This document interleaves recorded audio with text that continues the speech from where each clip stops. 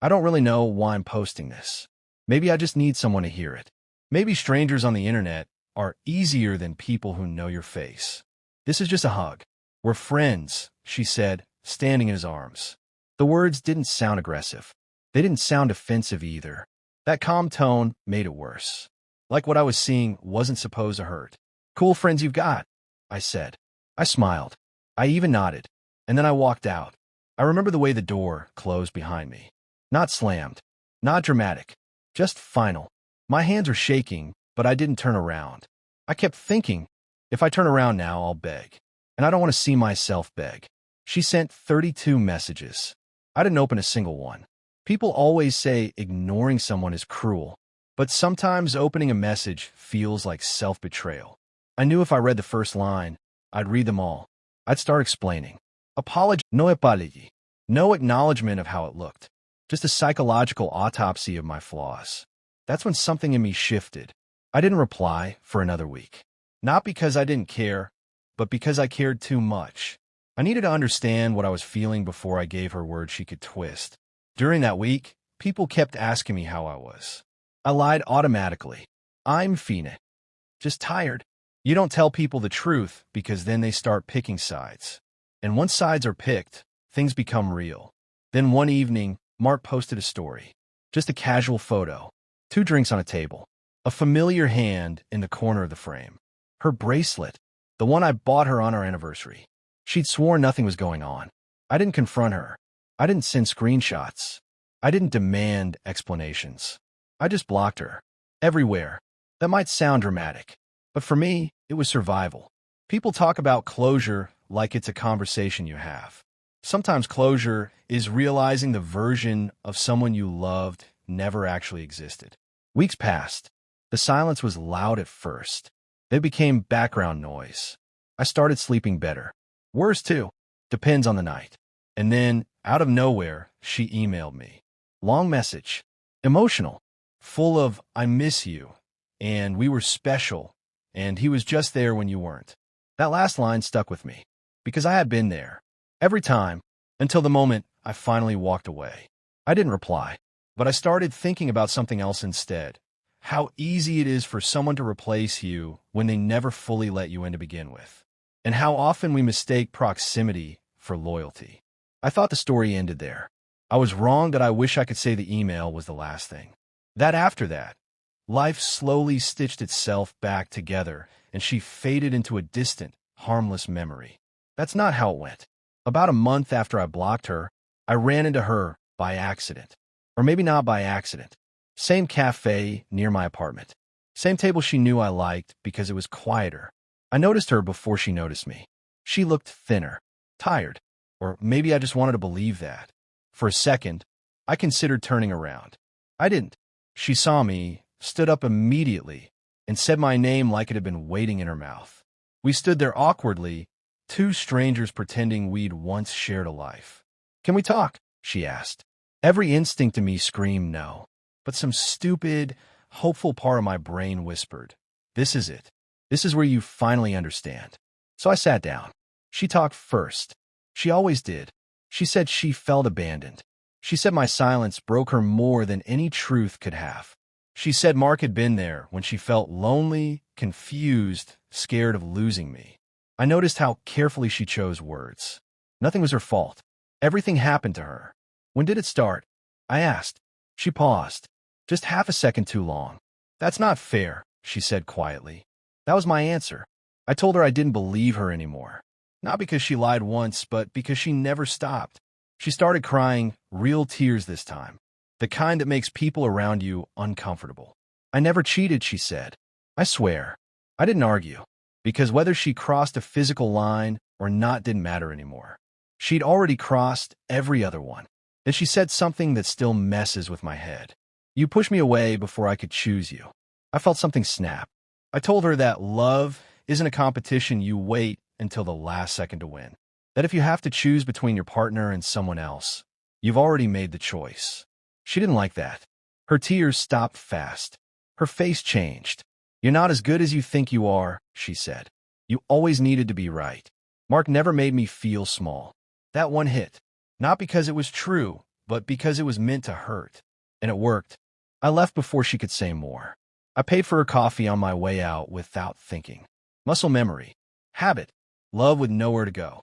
That night, I didn't sleep.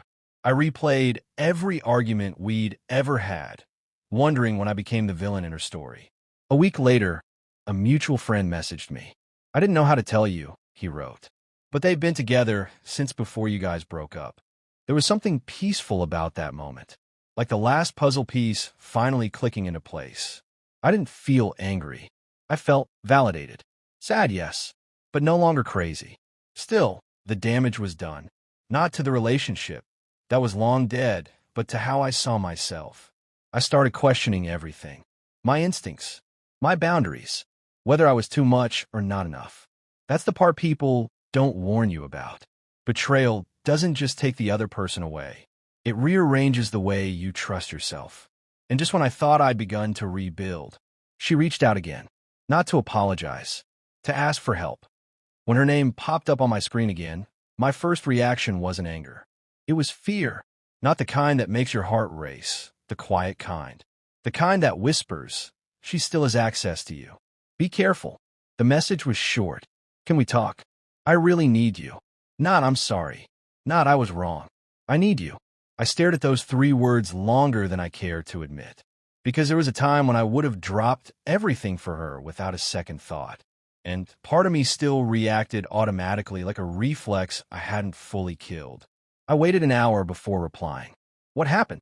I hated myself for even sending that. She called immediately. I didn't pick up. Then she sent a voice message, her voice shaking, breath uneven. She said things were bad with Mark, that he was possessive, that he got angry easily, that she felt stuck. I listened twice. Every sentence was soaked in desperation, but none of them sounded like accountability. It was like she needed a lifeboat and remembered I once knew how to swim. You were always safe, she wrote. You understood me. Safe. That word hit harder than anything else, because safety was something I had bled for, something I thought we built together. I told her I couldn't be that person for her anymore. She didn't accept that. She sent long messages about our memories, inside jokes only we shared, the version of me she said she missed. She even apologized, vaguely, carefully, just enough to keep the door cracked open. I made mistakes, she said, but so did you. There was again. Balance the scales. Never fully carry the weight. I didn't realize how much power she still had until that night. I couldn't concentrate. My chest felt tight. I kept thinking about her crying, her fear, the image she painted of herself as someone trapped. I almost want to see her. That's the part I'm ashamed of. What stopped me wasn't strength. It was exhaustion. I suddenly saw the pattern too clearly. Her chaos, my cleanup. Her confusion, my clarity. Over and over again. The next morning, I replied with the most honest message I've ever sent her. I care about you deeply, but I can't save you, and I won't drown again to prove that I'm good. She didn't respond for a full day. Then she sent one final message. So you're just like everyone else. You leave when things get hard. I read it once, then again, and then something finally loosened inside me. Because things didn't get hard when she reached out. They had been hard for a long time, and I stayed. I didn't reply. I blocked her email this time, too. For a while after that, I felt empty.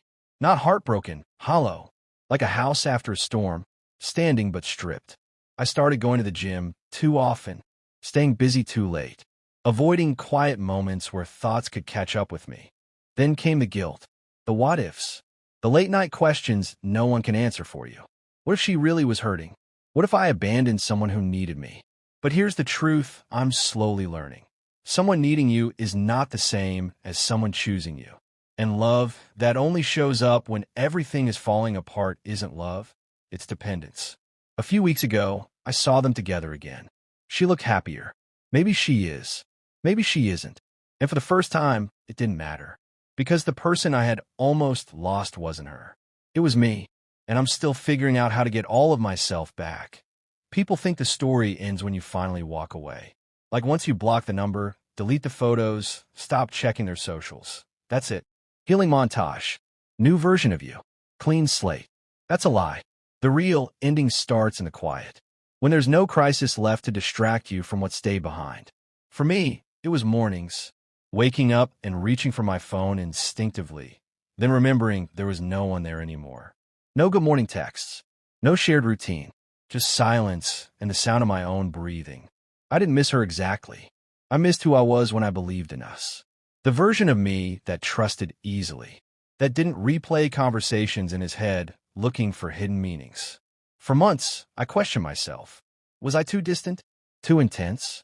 Not enough of something? I dissected every flaw like it was evidence in a trial where I was both the judge and the accused. No one tells you how betrayal makes you doubt your reality. I tried dating again. That was a mistake. Not because the people were bad, but because I wasn't ready. Every laugh felt temporary.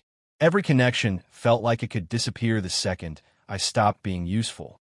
I became hyper-aware, hyper-independent, the kind of person who says, "I'm good on my own," and almost believes it. Almost. The weirdest part? I stopped trusting kindness. When someone showed interest, I waited for the twist. When they were consistent, I felt uneasy. Chaos had become familiar. Calm felt suspicious. One night, scrolling mindlessly, I found an old screenshot I forgot to delete. It was one of her messages from early in our relationship. "I feel safe with you." I stared at it for a long time. Because she wasn't lying back then. We were real. We were good. And acknowledging that doesn't weaken me anymore. It just reminds me that love can be honest, even if it doesn't last. That was the turning point. I realized I didn't need to rewrite the past to survive it. I needed to stop using it as proof that I was unworthy of something better. Now I'm learning slower things. How to sit with discomfort without running. How to say no without explaining myself. How to trust my instincts again, even when they tell me to walk away from someone I care about. Sometimes I wonder if she ever thinks about me, if she regrets anything, if she understands what she did. And then I remember, closure isn't about their understanding. It's about yours. I don't hate her. I don't love her. She exists in a quieter place now, as someone who taught me a painful but necessary lesson. That you can give everything and still be someone's backup plan. And that walking away isn't always a loss. Sometimes it's the first honest thing you do for yourself. If you're reading this and you recognize yourself anywhere in my story, here's what I wish someone had told me earlier. You don't have to stay just to prove your loyalty. You don't have to understand everything to leave. And you don't need permission to choose yourself. This wasn't just a relationship story. It was the story of how I stopped disappearing for people who never chose me fully. And for the first time in a long time, that feels like an ending I can live with.